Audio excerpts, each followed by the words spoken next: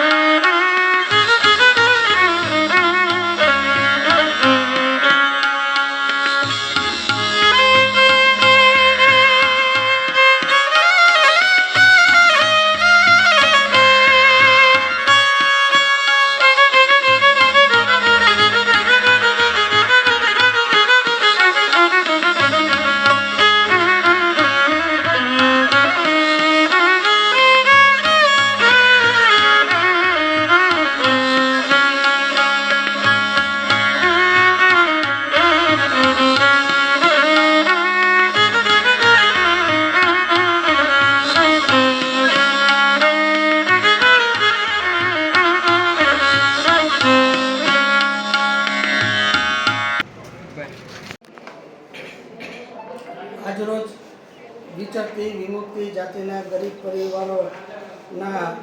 પરિવારજનોને સરકારશ્રી દ્વારા પ્લોટ ફાળવવા અંગેની મોટા ખોટવડા ગામે આવેદન રૂપમાં આજરોજ મારી સમક્ષ રજૂઆત કરવામાં આવેલ છે।